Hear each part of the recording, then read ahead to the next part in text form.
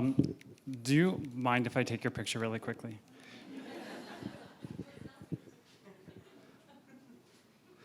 So I'm a lawyer. That's my husband, Jim. He's an architect.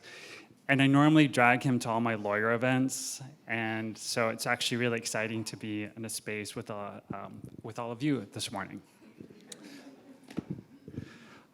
So I was in Dilley, Texas, at the South. I can't believe I can't even start this without. Welcome to my therapy session. So I was in Dilley, Texas, at the South Texas Family Residential Center, which is one of the nation's largest immigrant detention centers, and it was designed and built to detain children and their mothers who had applied for asylum in the United States.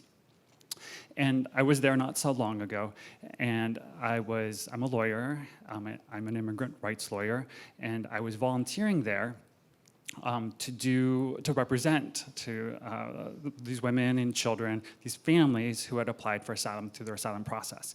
And it's this really surreal space, right? So the cell blocks, right? So the cell blocks are called brown bear, blue butterfly, red parrot, green turtle, like that's the name of the cell blocks. And the guards, they would talk on their walkie-talkie like blue butterfly, looking for brown bear, over, and this is brown bear. It is really surreal, right? But it's a jail, right? Those are the names of the cell blocks. And so I'm there, and I have this client, so this particular client, she is a woman from Honduras, super brave woman, really brave. So in Honduras right now, it's sort of the government's collapsing, and there are these rise of these third-generation gangs. So these really powerful, extremely violent gangs that actually control physical territory. So they act and operate very much like a de facto government. And she was the mom, and she had her two children. Can't remember their ages right now, but one was like this old, the other was like this old, and the littlest one was a child of rape. The mom had been forcibly inducted into this gang where she had been used as a sex slave for members of the gang, the male members of the gang. She'd been beaten, she'd been whipped, her teeth had been broken. And when I spoke with her, I said, why did you come to the United States? She said, because I wanted to live, right? And so here she is. And so the law of immigrant detention was pretty straightforward, so I'm about to teach it to you, that there's two principles, right? So that we do not detain, you should not be detained unless you are a danger, so you're dangerous to the community, or you're a flight risk. And I'm like, okay, I'm a lawyer, and the law is clear, so what I do is I'm going to go ahead and I'm going to advocate for her release, right? Because to me, clearly, I can demonstrate that she's not a danger, so neither of her children are dangers to the community. She's got a very compelling claim for asylum. We have a sponsor, we have a place where she's going, so she's not a flight risk, right? And so I just need to find her deportation officer so I can make my case, because that's what lawyers do. And so I'm in the sort of the space, the visitation room. It's similar to a room like this. There's this big open space in the middle, and then we have these smaller spaces along the side where we interview clients. And uniquely at this detention center, we actually are allowed to bring in our computers, and so we actually have access to Wi-Fi. And so I'm looking for her deportation officer, and there's a phone, and so I call the phone number that we're given, and there's no answer. And then they're like, hey, well, here's the cell phone. I'm like, oh, I have the secret cell phone. So I call the secret cell phone, and there's no answer. And I'm like, okay, well, there is a fax, all right, okay, here's this fax. So I type in my computer, and it's black letter law, so the type on white paper, and I write out my argument, all very clear, and I fax it. And then 15 minutes later, you've all seen the Terminator, right? So 15 minutes later, this sea of children begins to part, because there is this man who comes through fully weaponized, aviator glasses, just moving through the children, coming right at me with this piece of paper in his hand. And I'm like, oh, I found the deportation officer. And he's coming, and I greet him, and he holds up the piece of paper, and he says, what's this? And I said, oh, that's the letter I just sent you setting forth the case why I think my client should be released. And I'm thinking in my mind, okay, it might be like a challenging conversation, but I'm going to be able to make my case. Like, we're going to talk about the law, we're going to talk about the facts. And he takes the piece of paper and he crumples it up and he tosses it. And then he turns around and he walks away. And so my client stayed detained. So, good morning. Thank you for being here this morning. My name is Stephen Manning, and I am the executive director and founder of Innovation Law Lab. We're a Portland-based nonprofit that harnesses technology, lawyers, and love, cry a lot, to be able to defend the rule of law for immigrants and refugees. We want to thank 52 Limited, Elaine, my new best friend, who I got to meet this morning, and Caitlin and CreativeMornings and all of you for being here. We run a lot of different projects here in Oregon and around the country. We only do collaborative work. So some of the projects that we've operated, so we have Border Access is this scaling concept that we use to get technology, lawyers, and volunteers into different detention centers. Sci-Fi, the Southeast Immigrant Freedom Initiative, which will soon be one of the world's largest defense collaboratives. It's a partnership we have with the Southern Poverty Law Center, our Due Process Index, and Equity Corps of Oregon. Here, my colleague, Kelsey, who's actually part of one of the lawyers, part of Equity Corps of Oregon. So we just opened up an office in El Paso. It's called EPIC. It's another collaborative. The El Paso Immigrant Collaborative. And this is a photo taken by one of my colleagues there. He had just recently crossed the Paso del Norte bridge from Ciudad Juarez into El Paso, and so this is the US. And when I interpret this photo, I see, I didn't interview any of these people, but this is what I think the photo tells me is these are all individuals who earlier in the day had applied for asylum lawfully. So to apply for asylum in the United States, you have to be physically present, right? So that's what the law says. You can't do it anywhere else in the world. You can only do it here in the US. So you have to be physically present. And so they came to the port of entry and applied for asylum. And so these are families, I suspect most of them are from Central America, and they're being detained in these outdoor pens, and then they will then be moved to the hilera, which is called the icebox. And from there, they'll be transferred again deeper into sort of the maze of the US immigrant detention system. What I wanted to do with our very short time here this morning, I promise it's not going to stay dark. My conversation, I'm going to move to a better space, but I do want to kind of like be realistic. What I'd like to do is I do want to talk about what it means to belong and what belonging has to do with justice and why belonging is essential to the rule of law. In order to do that, I first want to begin describing how easy it is to deport 11 million people from the United States. So there's two concepts.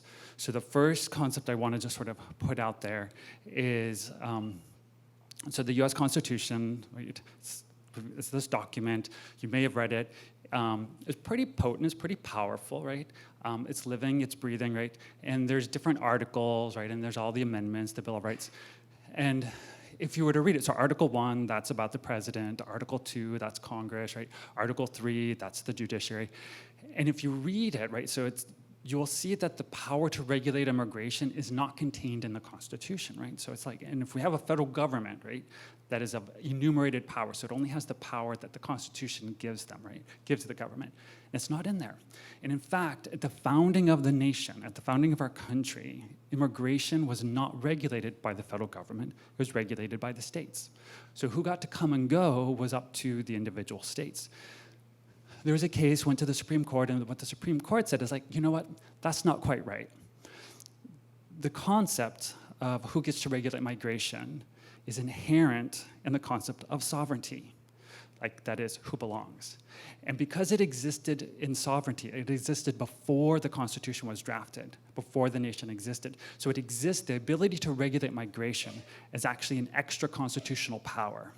So when the president and Congress are using their immigration authority, right, their immigration power, they're operating at the zenith, the maximum of their authority.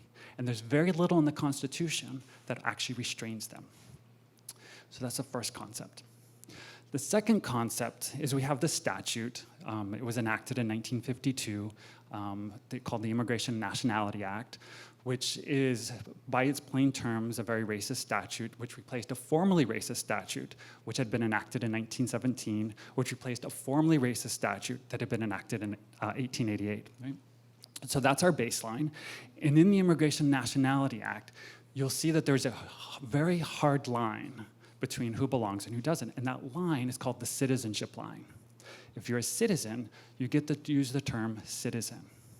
If you're not a citizen of the United States, you are an alien. Right? So that's the hard line. Okay, keep those two concepts in mind. So in order to deport people from the United States, you have to do three things. You have to build the apparatus of mass incarceration. You have to create pathways to stigmatization. And you have to be able to eliminate courts and lawyers, right? So if you can do those three things, and only those three things, you'll be able to deport 11 million people. And those are the things that are happening right now. So deportation, has anybody experienced or witnessed a deportation? You don't actually have to respond. That's sort of like a rhetorical question. It's a really physical, visceral thing, right? Because you have to take a human body that's here, right, in Oregon, so to speak, and take that human body and move it to, say, Guatemala, right? And so it requires, things, right? What I would call these physical manifestations of deportation. It requires vans and trains and buses and jails. It requires the tools of mass surveillance. And it requires economic contracts that tie all those things together. This is a photo from the recent raid in Mississippi, more than 400 individuals after a series of labor violations. So individuals who had been exploited at their company had complained. There was then a raid and they were arrested. So when you build these durable manifestations of deportation, so the mass incarceration, it doesn't go away, it lingers, right? So this is Norcor, this is Oregon, so this is in the Dalles, and the building behind the activists, that's Norcor, that's the Northern Oregon Correctional Facility. And it's your very prototypical county jail, used for county jail purposes. And when they built it, they actually overbuilt it, so they can't actually afford it. And so, again, repurposing it, right, because we need spaces, we need mass incarceration in order to achieve an 11 million deportation number.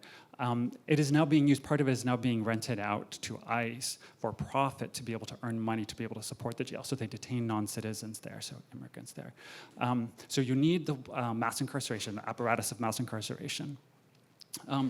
You also need to be able to, in order to move 11 million people forcibly outside of the United States, you have to have mass incarceration. And you can't do it one by one. You have to do it in mass. And in order to do it in mass, you have to have categorical rules. And to have categorical rules means you have to eliminate process. And that's what I'm all about. I'm a lawyer, I'm all about process. I'm all about making sure that the rule of law, like a fair application of the law, applies to the facts, right, to this actual person, right? But if you want to get rid of all these people, you can't do that, right? So a year ago, this comes out, right? I'm involved in this project right now where I have to, I've had to read the entire Twitter feed and analyze it. And it's just been a very dark space. So here's this thing, right? So so June 2018, this comes out, and what it says is we will deport everybody immediately, no judges, no courts. And it actually means it, right? So at the very same moment that this was happening, here in Sheridan, Oregon, right? Here in Sheridan, Oregon, there were more than 100 men who had been fleeing persecution who were incarcerated. By the time that tweet came out, they'd been incarcerated in that space for 23 hours a day, isolated in their cells, incommunicado, with no meaningful access to the outside world, and no way for lawyers or anybody to get in, and they'd all already been ordered deported, right? Between 2010 and 2016, 76% of all people who'd been removed from the United States were deported without a hearing, right? So in order to deport in mass, You have to do it categorically. You have to eliminate courts. You have to eliminate lawyers. So, you have to be able to have the apparatus of mass incarceration. You need to have the ability to move people quickly, so you have to eliminate courts and lawyers. But I'm here to tell you something that you already know, and that we only do this to people when they're aliens. That is, when they're different, right? So if I perceive someone else's sameness in me, I'm clearly not going to apply that very same rule, that harsh rule to me, right? If we belong together, we belong together. But once you're different, once you're the other, these rules are really easy to apply, right? And so if you're an invader, right, then this is Tijuana. So in this photo, this family, so this mom and her 2 children, they were approaching the border, the port of entry, and then this is actually the Army of Mexico, preventing them from reaching the U.S. so they can apply for asylum. So if you're an invader, right, this is what happens, right? But if in fact you are a mom, right, and with your children, right, like, oh, you're a family, I can see you, I see you and me. This looks like my home too, right? This is Maria Lidia, right? And so you may have seen her before, right? But you probably know her from this photo. So when you're a mom and a family, we'll apply the law to you in a fair way, right? So if the law says you can apply for asylum, we'll go ahead and allow you to do that. But if you're an invader, you're going to be tear gassed, right? In the United States, right? So I have family members, friends, neighbors who like fall into that, like what I would call they're the golden children of immigration right now, right? So they're the dreamers, right? They're DACA recipients, right? So they're these young individuals who came to the United States, talented, amazing, very productive, contributing to our society. And so right now, they are able to stay in the United States, right? So there's no permanent pathway to inclusion for them, but they have their work permits, right? They are the golden children. And now watch, right? So this is some magic, right? So in 3 steps, right? So I'm the president of the United States, and I declare that DACA is terminated, right? Step 1. Step 2 is I declare that tomorrow, all DACA recipients shall turn in your work permits. Step 3, if you fail to turn that in, you are a fugitive. And anybody who's supporting or hosting, you are also guilty of aiding and abetting. And so in 3 steps, I've taken the golden children of immigration, our friends, our family, and our neighbors, and I've turned them into felons. And I've turned all of you into felons too, because no one's going to come out in support of the criminal alien, right? So that's how the pathways to stigmatization, they're created. So suddenly we take someone who's like us, who is us, and we make them different. And then we can eliminate process, eliminate courts and lawyers, and then we can use the weapons of mass incarceration to massively deport. Okay, so that was really sad. So, which is why I'm really glad that you all are here this morning, because I've been doing this for a long time, and I'm totally out of I have no more creativity left. Because a long time ago, I said, okay, I'm going to make a choice, and I'm going to be there where I need to be. I'm going to do what I can, where I am, with what I have, right? And for me, I'm a lawyer, so that's what I did. I could step into these spaces, but there's so many spaces here in Oregon, and as we're standing on this precipice, right, of like witnessing the beginning stages of this mass expulsion take place from the United States, right? I think to myself, is that really going to happen, right? And sometimes I feel like this chasm of time has opened up and I've fallen in, and I get into these moments of like, yeah, it's totally going to happen. It is happening, right? And then you all show up, right? And I'm like, okay, well, maybe it's not going to happen, right? Because the only reason why it's not going to happen is because you're here and you're going to do something about it, right? So there's a lot of things to do. You all have coding and writing and art and design and ideas and all those thinking. all those wonderful things and talents that you do, you can do what you can where you are with what you have, right? And we can actually be part of the events that are actually changing and reshaping our concept of what it means to belong, right? Because if we don't belong, we don't have the rule of law. If we don't have the rule of law, we don't have justice.